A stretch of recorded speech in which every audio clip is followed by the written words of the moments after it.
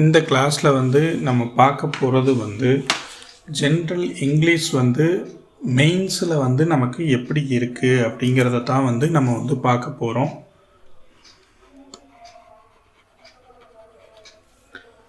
இந்த general English நமக்கு வந்து ப்ரிலிம்ஸில் எப்படி ஒரு அட்வான்டேஜாக இருக்கும்னு சொல்லி நம்ம எதிர்பார்க்குறோமோ அதே போல் தான் நமக்கு மெயின்ஸ்லையும் வந்து நமக்கு அட்வான்டேஜோடு இருக்கும்னு சொல்லிட்டு வந்து கெஸ் பண்ண முடியும்.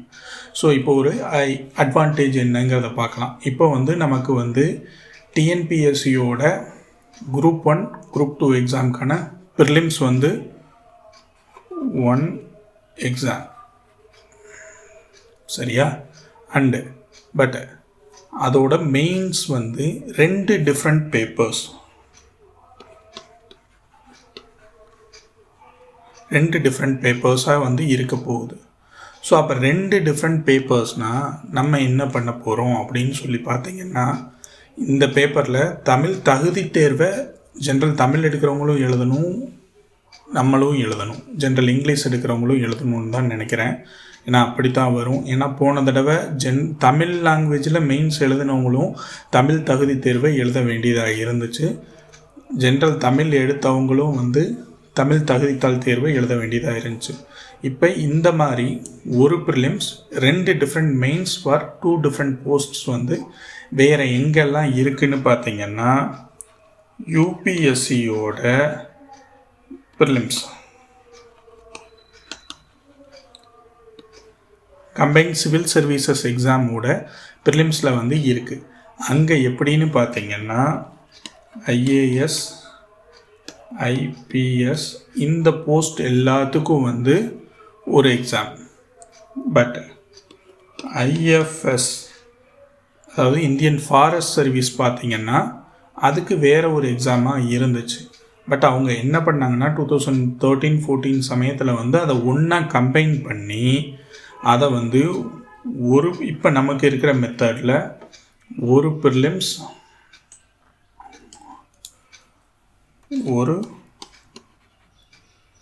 ஒரு ப்ரிலிம்ஸ்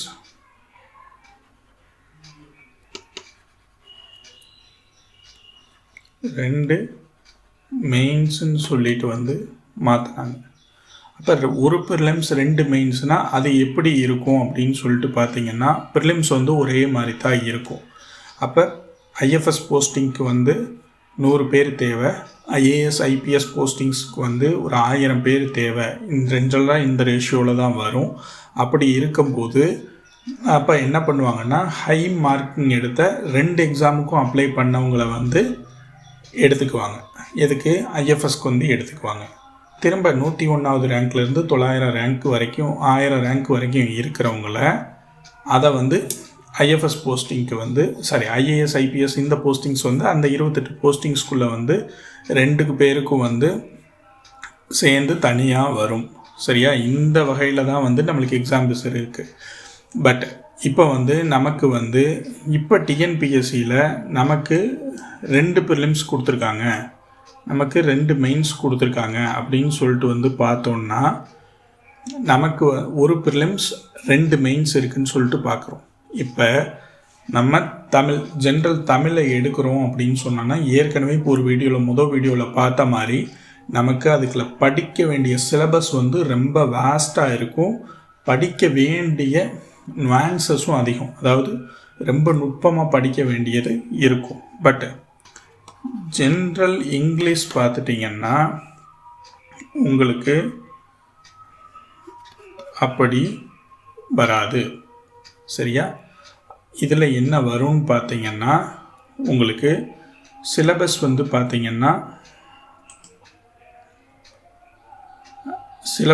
பார்த்துட்டிங்கன்னா உங்களுக்கு வந்து ஏற்கனவே வந்து ப்ரிலிம்ஸோட சிலபஸ் வந்து சொல்லியாச்சு. 3 பார்ட்டாக இருக்கும். ஜென்ரல் தமிழ், ஜென்ரல் இங்கிலீஷில் எடுத்துட்டிங்கன்னா grammar part plus poetry part plus prose and comprehension part இருக்குன்னு சொல்லிட்டு வந்து சொல்லியிருக்கோம். அது எல்லாமே வந்து எஸ்எஸ்எல்சி ஸ்டாண்டர்ட்குள்ளே தான் இருக்குன்னு சொல்லியாச்சு. பட் இப்போ மெயின்ஸோட சிலபஸில் வந்து என்ன பண்ணியிருக்காங்கன்னா, நம்ம ப்ரிலிம்ஸுக்கு படிக்கிற கிராமர் பார்ட்டே தான் வந்து நமக்கு மெயின்ஸோட பார்ட்டாக வந்து கொடுத்துருக்காங்க. அப்போ மெயின்ஸோட பார்ட்டாக வந்து கொடுத்துருக்காங்கன்னா என்னென்னலாம் கொடுத்துருக்காங்க அப்படின்னு சொல்லி பார்த்தீங்கன்னா 22 இருக்குது. ஒன்று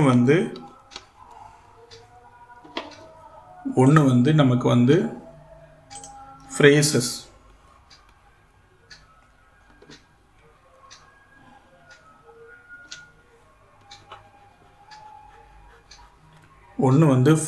வந்து நமக்கு கொடுத்துருக்காங்க. 2 பார்த்திங்கன்னா ஸ்னானிம் கொடுத்துருக்காங்க. 3 வந்து பார்த்திங்கன்னா ஆண்டனிம் வந்து கொடுத்துருக்காங்க. அதுக்கப்புறம் பார்த்திங்கன்னா ப்ரீஃபிக்ஸ், சஃபிக்ஸ் கொடுத்துருக்காங்க. தென் ஆர்டிக்கல் வந்து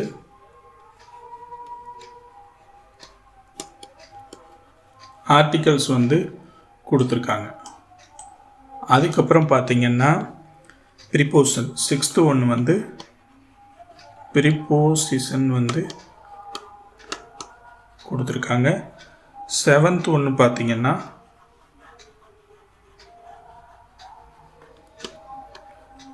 கொஸ்டின் டேக் வந்து கொடுத்துருக்காங்க. 8வது வந்து டென்ஸ் ஃபார்ம்ஸ் வந்து கொடுத்துருக்காங்க. அதுக்கப்புறம் 9வது வந்து வாய்ஸஸ், கரெக்டான voice, active voice, passive voice வந்து கொடுத்துருக்காங்க.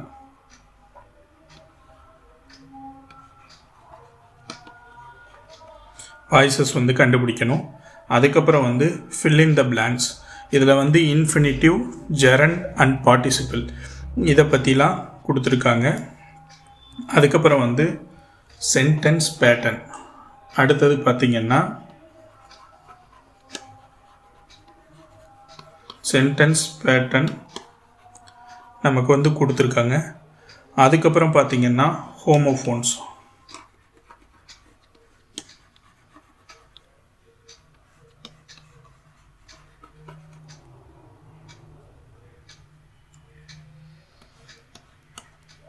அதுக்கடுத்து வந்து நமக்கு வந்து ஹோமோஃபோன்ஸ் வந்து கொடுத்துருக்காங்க. அதுக்கப்புறம் எரர் ஸ்பாட்டிங் கொடுத்துருக்காங்க, கரெக்ட் த சென்டென்சஸ், அதுக்கப்புறம் ஆட் வேர்ட்ஸை கண்டுபிடிக்க சொல்லி கொடுத்துருக்காங்க. இந்த மாதிரி வந்து பிளண்டிங் வேர்ட்ஸ் கொடுத்துருக்காங்க. அமெரிக்கன் இங்கிலீஷ், பிரிட்டிஷ் இங்கிலீஷ் கொடுத்துருக்காங்க.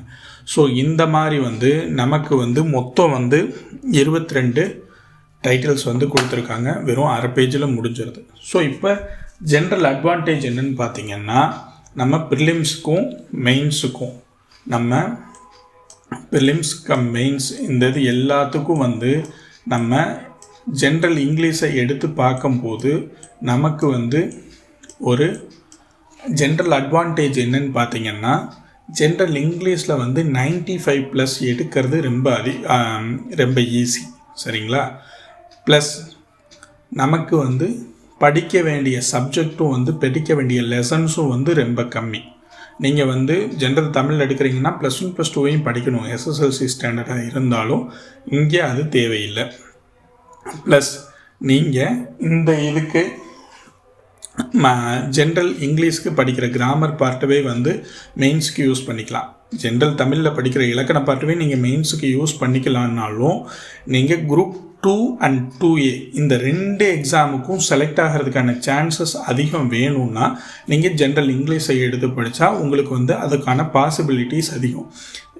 இந்த ஸ்கெனாரியோ எடுத்துக்கோங்க. நீங்கள் வந்து ஜென்ரல் இங்கிலீஷில் வந்து படிக்க வேண்டிய சப்ஜெக்டும் கம்மி, ஈஸியாக வந்து நம்மளால் மார்க்கும் ஸ்கோர் பண்ண முடியும் அப்படின்னு சொல்லி இருக்கிறப்ப நம்ம வந்து என்ன பண்ணுறோம், ஜென்ரல் இங்கிலீஷில் வந்து ஒரு இந்த மாதிரி பார்த்துக்கோங்க. ஜென்ரல் இங்கிலீஷில் ஒரு 95 மார்க்ஸ்,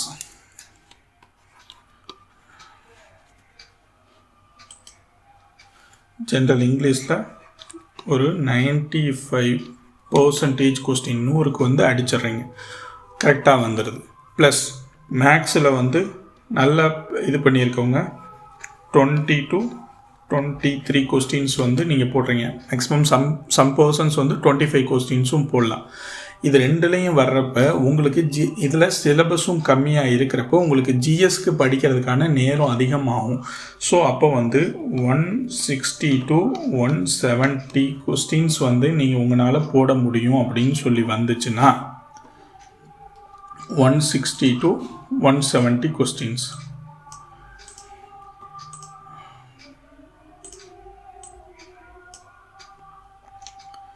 ஒன் 160 to 170 கொஸ்டின்ஸ் போட முடியும் அப்படின்னு சொல்லி வருதுன்னா உங்களால் இது பண்ண முடியும். ஈஸியாக வந்து குரூப் 2A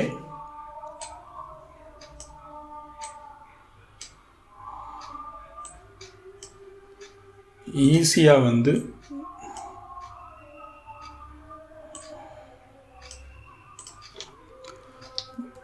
குரூப் 2 அண்ட் 2Aவை வந்து ஈஸியாக 2 எக்ஸாமுக்கான மெயின்ஸுக்கும் வந்து போக முடியும். ஸோ உங்களுக்கான சான்சஸ் எப்படி இருக்கும்னா அதிகமாக இருக்கும். சிலருக்கு வந்து குரூப் 2 போஸ்டிங்ஸே கிடைக்கலாம், சிலருக்கு குரூப் 2A போஸ்டிங்ஸ் கிடைக்கலாம். பட் அதை விட்டுட்டு ஜென்ரல் தமிழ் படிக்கிறவங்களும் நான் டீக்ரேட் பண்ணல. ஜென்ரல் தமிழில் நீங்கள் எக்ஸ்போர்ட்டாக இருந்தீங்கன்னா இது பண்ணுங்கள். பட் புதுசாக படிக்கிறவங்க இங்கிலீஷ் மீடியம் ஸ்டூடெண்ட்ஸ்க்காக தான் வந்து இந்த இது ஜென்ரல் தமிழ் கஷ்டமாக இருக்குது அப்படின்னு சொல்கிறவங்களுக்காக தான் இது. நான் படித்தது எல்லாமே தமிழ் மீடியம் தான். பட் நான் MA English, BA English, MA English போனதுக்கப்புறம் எனக்கு வந்து தமிழ் வந்து ரொம்ப கஷ்டமாயிருச்சு. என்ன மாதிரியே இருக்கிற நிறையா பேருக்கு இன்ஜினியரிங் ஸ்ட்ரீமில் போயிட்டோன்னா நம்ம ஃபுல்லாக இங்கிலீஷில் படிச்சுட்ருக்கோம். ஸோ அப்போ ப்ராப்ளம் வந்து நிறையா தான் வருது நம்மளுக்கு. ஸோ அப்போ வந்து இப்போ நம்ம வந்து ஒரு 160 கொஸ்டின் டு 170 கொஸ்டின் போடணுன்னா ஜென்ரல் இங்கிலீஷ் வந்து உங்களுக்கு ஹெல்ப்ஃபுல்லாக இருக்கும் ப்ரிலிம்ஸ் அண்ட் மெயின்ஸில். ஸோ இப்போ வந்து இதுக்கு முன்னாடி எப்படி வந்து நமக்கு வந்து கொஸ்டின்ஸ் வந்துருந்துச்சு அப்படின்னு சொல்லிட்டு வந்து பார்த்தீங்கன்னா நீங்கள் அதை கொஞ்சம் பார்த்தீங்கன்னா தெரியும். இப்போ வந்து இந்த கொஸ்டின்ஸ் வந்து பாருங்களேன். இந்த கொஸ்டின்ஸ் எல்லாமே வந்து நம்ம வந்து பழைய குரூப் 2ஓட இதில் வந்து எடுத்திருக்கிறது தான். இந்த கொஸ்டின்ஸ் பாருங்கள். இந்த கொஸ்டின்ஸ் பார்த்தீங்கன்னா வந்து உங்களுக்கு வந்து தெரியும். இப்போ வந்து இந்த கொஸ்டின் பாருங்கள், இந்த கொஸ்டின் பாருங்கள். which two words blend together to form a new word vitamin. இது எங்கே இருக்குதுன்னு பார்த்தீங்கன்னா நம்மளுக்கு ஸ்கூல் புக்கில் தான் இருக்குது. Vital plus amino acids. வைட்டல்னால் ஒரு உடலுக்கு தேவையானது, அமினோ ஆசிட்ஸ் அந்தது அமீன் வைட்டல் ப்ளஸ் அமீன். இதான் இவ்வளோதான் ஆன்சர். இது நமக்கு 9th standard and 10th standard புக்கில் வந்து இருக்குது. Choose the correct sentence from the following. இது ஈஸியாக சொல்லி பார்த்துடலாமே. நம்மளே சொல்லி பார்த்தோம்னா இந்த இதை வந்து போட்டுடலாமே. ஏன்னா ஜென்ரல் இங்கிலீஷ் படிக்கிறவங்களுக்கு சொல்கிறேன். My son is fond in music வராது. நம்ம சொல்லி பார்க்கும்போதே கரெக்டாக வரல. My son is fond on music கரெக்டாக வருதா? வரல. My son is fond to music வரல. பட் கரெக்டாக வர்றது எது? இது ஆல்ரெடி எல்லாம் படிச்சுட்டு, அதாவது இங்கிலீஷ் மீடியம் ப்ளஸ் இங்கிலீஷில் வந்து டிகிரி பண்ணுறவங்க அவங்களுக்கு வந்து இது வந்து ரொம்ப easy. My son is fond of music. ஆஃப்னா என்ன? மியூசிக்கோட ரொம்ப தீவிரமாக இருக்கிறான் அப்படின்னு சொல்கிறதுக்காக வந்து இந்த வார்த்தையை வந்து நம்ம வந்து யூஸ் பண்ணுறோம். ஸோ இது வந்து நமக்கு வந்து ரொம்ப ஈஸியாக வந்து இருக்கும். ஓகேவா? அதேமாரி வந்து பார்த்துட்டிங்கன்னா அடுத்த கொஸ்டின் பாருங்கள். அடுத்த கொஸ்டின் பார்த்துட்டிங்கன்னா identify the correct simple sentence. Simple sentence வந்து இதில் என்ன இருக்குது? மற்ற எல்லா இப்போ செலக்ட் பண்ணியிருக்க ஆன்சரை பாருங்கள். He confused his guilt. இதுதான் இருக்கல வந்து சிம்பிள் சென்டென்ஸ். நம்ம வந்து கிளாஸஸ்குள்ளே போகிறப்ப, சிம்பிள் காம்பவுண்ட் காம்ப்ளெக்ஸ் போகிறப்ப அதோட உங்களுக்கு அதோட ஃபார்முலா சொல்கிறப்ப, ஃபார்முலா சொல்லி கிளாஸஸ் எடுத்து நீங்கள் இது பண்ணுறப்ப உங்களுக்கு ஈஸியாக இருக்கும். ஹீ கன்ஃபஸ்டு பீயிங் கில்ட்டி இருக்குது பார்த்தீங்களா? பட் இது வந்து சிம்பிள் சென்டென்ஸாக காம்ப்ளெக்ஸாக காம்பவுண்டான்னு பார்த்தீங்கன்னா இது சிம்பிள் சென்டென்ஸில் வராது. But he confused his guilt அப்படின்னு சொல்லி வர்றப்போ வந்து இது எதில் வருதுன்னு பார்த்தீங்கன்னா இது வந்து சிம்பிள் சென்டென்ஸில் ஈஸியாக வந்து நம்மளால் சொல்லிட முடியும். இப்போ அடுத்த சென்டென்ஸ் பாருங்கள். அடுத்த கொஸ்டின் பாருங்கள். இந்த கொஸ்டின் பாருங்கள். சிம்பிள் சென்டென்ஸ் இதுவும் தெரியுது பாருங்கள். As there was a heavy down for the match was cancelled. இது வந்து சிம்பிள் சென்டென்ஸ் கிடையாது, ஏன்னா அஸ் வந்திருக்கு, நமக்கு கிடையாது. There was a heavy down for the match was cancelled இருக்கா, இல்லை, இதுவும் வந்து சிம்பிள் கிடையாது. Due to heavy down for the match was cancelled, இது வந்து சிம்பிள் சென்டென்ஸில் வந்து நமக்கு வந்து இருக்குது. இது வந்து அந்த கிராமர் கிளாஸஸ் பார்க்கும்போது வந்து உங்களுக்கு வந்து ஈஸியாக வந்து புரிய ஆரம்பிச்சிடும். ஓகேவா? இந்த மாதிரி சிம்பிளாக தான் வந்து கொஸ்டின்ஸ் வந்து நமக்கு வந்து வரும். இப்போ அடுத்த கொஸ்டின் பாருங்கள். அடுத்த கொஸ்டின் பாருங்கள். ஐ சா and helicopter fly above the lake. அந்த ஏரி மேலே ஒரு ஹெலிகாப்டர் பறந்து போகிறத பார்க்குறேன். இதில் வந்து என்ன கேட்டிருக்காங்க, which part of the given sentence is wrong? ஹெலிகாப்டருக்கு முன்னாடி ஹேங்கிற வார்த்தை சவுண்டில் தான், ஃபோனட்டிக்ஸில் தான் ஆரம்பிக்குது. ஹேங்கிறதுக்கு முன்னாடி வந்து நம்மளால் இது போட முடியுமா, ஆன் போட முடியுமா அப்படின்னு பார்த்தீங்கன்னா, ஆன் வந்து எதுக்கெல்லாம் போடுவோம், AEIOUங்கிற சென்டென்சஸ்க்கு மட்டும்தான் போடுவோம். அப்போ ஆன் ஹெலிகாப்டருங்கிறது வந்து கரெக்டாக வருமா? நோ, கரெக்டாக வராது. It's a wrong one. இந்த மாதிரி தான் வந்து நமக்கு வந்து கொஸ்டின்ஸ் வந்து ஈஸியாக கேட்பாங்க. அப்போ இந்த இடத்துல என்ன வரும், ஹெலிகாப்டர் வரணும். கீழே பாருங்கள், த லேக் வரும், கரெக்டாக தான் இருக்குது. ஃப்ளை above அதுவும் கரெக்டாக இருக்குது. ஐசாங்கிறதும் கரெக்டாக தான் இருக்குது.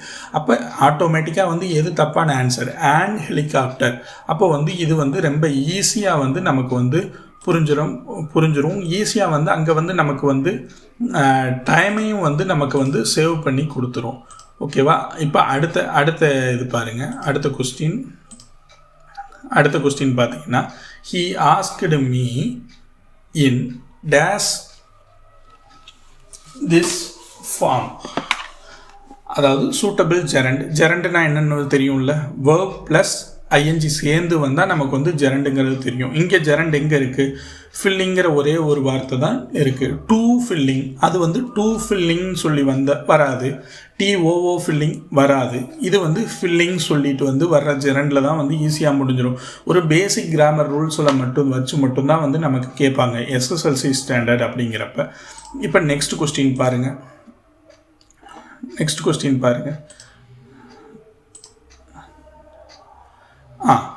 affluent parents. He was the spoiled child of the affluent parents.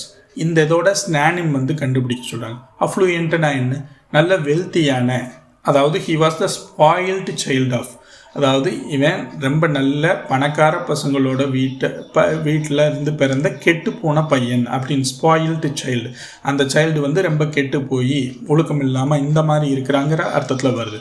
So useless பேரண்ட்ஸோட சைல்டு வந்து அப்படி தான் இருப்பாங்க. இன்டெலிஜென்ட் பேரண்ட்ஸ் வராது. அஃப்ளூயண்ட்டுங்கிறப்போ வந்து என்ன வரும், நமக்கு வந்து அதோட ஸ்னானிம் வந்து வெல்த்திங்கிறது தான் வந்து நமக்கு அதோட ஸ்னானிமாக இருக்குது. ஸோ இது வந்து எங்கே இருக்குதுன்னு பார்த்தீங்கன்னா, நமக்கு ஸ்கூல் புக்ஸில் 10th வரைக்கும் இருக்கிற ஸ்கூல் புக்ஸில் இருந்து தான் வந்து இந்த ஸ்னானிம்ஸ் அண்ட் ஆன்டனிம்ஸ் வந்து நமக்கு எடுத்து கொடுக்க போகிறாங்க. வேறு எதுலேருந்தும் வந்து வரப்போகிறது இல்லை. அடுத்த கொஸ்டின் பாருங்கள். லுக் ஆஃப்டர்னா என்ன, பார்த்துக்கோ அப்படின்னு சொல்லிட்டு வந்து ஒரு இடத்துலேருந்து இன்னொரு இடத்துக்கு போகிறோம். அப்போ அதோட மீனிங் என்ன, வாட்ச் அவுட்டா, இல்லை அந்த மேட்ரை இன்வெஸ்டிகேட் பண்ண சொல்கிறாங்களா, இல்லை நல்லா பார்த்துக்கோன்னு சொல்கிறாங்களா, அது இல்லை. அவனை நல்லபடியாக கவனிச்சுக்கங்க அப்படிங்கிறது தான் வந்து அர்த்தம். டேக் கேர் ஆஃப், அவ்வளோதான். இந்த ஃப்ரேஸோட மீனிங் வந்து அவ்வளோதான் இருக்கும். இதுவும் வந்து நமக்கு வந்து 10th ஸ்டாண்டர்ட் புக்கில் வந்து இருக்குது. லுக் ஆஃப்டர், இந்த ஃப்ரேசஸ் இந்த இதெல்லாம் வந்து நமக்கு வந்து 10th ஸ்டாண்டர்ட் 9th ஸ்டாண்டர்ட் புக்கில் வந்து நமக்கு வந்து இருக்குது. அடுத்தது பாருங்கள். அடுத்த கொஸ்டின் பார்த்துட்டிங்கன்னா, in 2 years of time I shall have earned. இந்த shall have earned, will have earned, had and இதெல்லாம் எதில் வரும், நமக்கு வந்து டென்ஸ் ஃபார்ம்ஸில் வரும். நமக்கு டென்ஸ் ஃபார்ம்ஸ் எவ்வளோ இருக்குது, 3. சரிங்களா? Past, present, future. பாஸ்ட்டில் வந்து 4 இருக்குது, ப்ரெசண்ட்டில் 4 இருக்குது, ஃப்யூச்சரில் 4 இருக்குது. அப்போ அந்த 4 12. இந்த 12 ஃபார்முக்கும் வந்து 12 ஃபார்முலா இருக்குது. அந்த ஃபார்முலாஸ் தெரிஞ்சிருந்தால் நம்மளால் வந்து ஈஸியாக வந்து இந்த கொஸ்டின்ஸை வந்து நம்மளால் வந்து ஆன்சர் பண்ணிட முடியும். அதுக்கான டீட்டெயில்ஸ் வந்து உங்களுக்கு கிராமர் கிளாஸஸ் எடுக்கும்போது வந்து உங்களுக்கு வந்து சொல்கிறேன் நான். ஓகேவா? அடுத்த கொஸ்டின்ஸ் பாருங்கள்.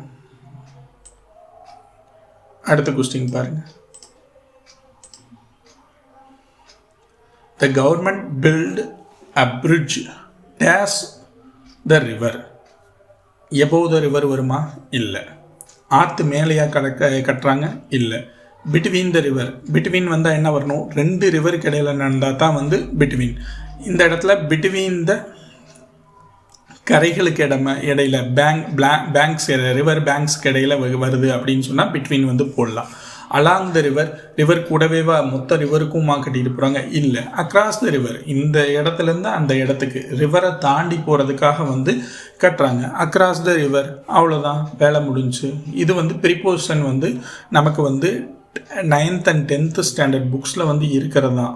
இதுக்கு வந்து நம்ம ரென்னன் மேட்டினோ இல்லை கேம்பிரிட்ஜோட கிராமர் புக்ஸ்க்கோ போகணுமா அப்படின்னு சொல்லி கேட்டிங்கன்னா போக தேவை இல்லை. நமக்கு வந்து இங்கேயே வந்து நம்மளுக்கு ஈஸியாக வந்து இருக்குது. 10th புக்லேயே வந்து நமக்கு வந்து ஈஸியாக வந்து கிடைக்கும். ஓகே, அடுத்தது பாருங்கள். அடுத்த கொஸ்டின் பாருங்கள். இது வந்து இந்த கிளாஸ் வந்து ஏன் இவ்வளோ வேகமாக வந்து ஸ்கிப் பண்ணிட்டு போகிறேன்னு சொல்லிட்டு வந்து நினைக்க வேணாம். இது வந்து என்னென்னா ஒரு சின்ன இன்ட்ரொடக்ஷன் தான். மெயின்ஸில் வந்து நமக்கு வந்து லிட்ரேச்சர் கேட்பாங்கன்னு நினச்சோம். லிட்ரேச்சர் கேட்கல. அவங்க வந்து ஃபுல்லாக வந்து நமக்கு வந்து இதை தான் கொடுத்துட்டாங்க, கிராமர் பாட்டை தான் கொடுத்துட்டாங்க அப்படின்னு சொல்லிட்டு வந்து யாரும் நினைக்கக்கூடாது. அப்படிங்கிறதுக்காக தான் நம்ம இந்த சூட்டபிள் ஆர்டிக்கல் கேட்டிருக்காங்க பாருங்கள். யூனிட் ஆஃப் டைம் AEIOU வந்தால் வந்து நம்ம வந்து ஏன் தானே யூஸ் பண்ணும். இங்கே ஏன் யூஸ் பண்ணியிருக்காங்க அப்படின்னு பார்த்தீங்கன்னா AEIOU அப்படிங்கிற சவுண்டுக்கு யூனிட் ஆஃப் டைம் இந்த இதுக்கு முன்னாடி நம்ம வந்து அந்த AEIOUங்கிற ஃபோனட்டிக் சவுண்டுக்கு முன்னாடி தான் வந்து நம்ம ஆன் யூஸ் பண்ணோம். இப்போ வந்து ஹவர் அண்ட் அவர் அப்படிங்கிறதுக்கு முன்னாடி நம்ம என்ன யூஸ் பண்ணுவோன்னு பார்த்தீங்கன்னா ஆன் தான் யூஸ் பண்ணுவோம். ஏன்னா அது ஹச் சவுண்டு இல்லை, ஓ சவுண்டுக்கு முன்னாடி யூஸ் பண்ணுறோம். ஒன்றுங்கிறதுக்கு முன்னாடி வந்து நம்ம ஆன் யூஸ் பண்ண மாட்டோம். இப்போ 1 ரூபி காயின் அடுத்த கொஸ்டின் வரும். 1 ரூபி காயின்கிறதுக்கு முன்னாடி வந்து நம்ம அதை யூஸ் பண்ணுவோமா அப்படின்னு கேட்டிங்கன்னா யூஸ் பண்ண மாட்டோம். ஆன் தான் யூஸ் பண்ணுவோம். ஏன்னா அது ஏன் தான் யூஸ் பண்ணுவோம்? ஏன்னா அது வந்து 1 ரூபி காயின்னு ப்ரொனவுன்ஸ் ஆகாது. 1 ரூபி காயின் அப்படின்னு சொல்லிட்டு வந்து ப்ரொனவுன்ஸ் ஆகுங்கிறனால நம்ம தான் யூஸ் பண்ணுவோம். அப்படிங்கிறப்ப யூனிட் ஆஃப் டைமுக்கு முன்னாடி வந்து நம்ம என்ன யூஸ் பண்ணுறோம்? தான் யூஸ் பண்ண முடியும். நம்மளுக்கு வந்து அதுதான் கரெக்டான ஆர்டிக்கல். இது வந்து சில ரூல்ஸ் இருக்குது. அந்த ரூல்ஸை மட்டும் மனப்பாடம் பண்ணி வச்சுட்டோன்னா நம்ம அதை பார்த்த உடனே இதான் வந்திருக்கு, அவ்வளோதான் முடிஞ்சு. இந்த வார்த்தைகளுக்கு முன்னாடி ஆன் வராது. அதை ஒரு 10 வார்த்தைகள் இருக்குது, அதை மனப்பாடம் பண்ணி வச்சுட்டோன்னா நம்ம அங்கே வந்து கரெக்டாக வந்து போட்டுற முடியும். இப்போ நெக்ஸ்ட் கொஸ்டின் பாருங்கள்.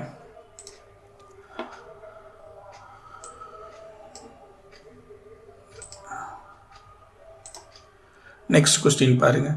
The British English word for mobile phone in American English. American இங்கிலீஷ்க்கு என்ன சொல்லுவோம்?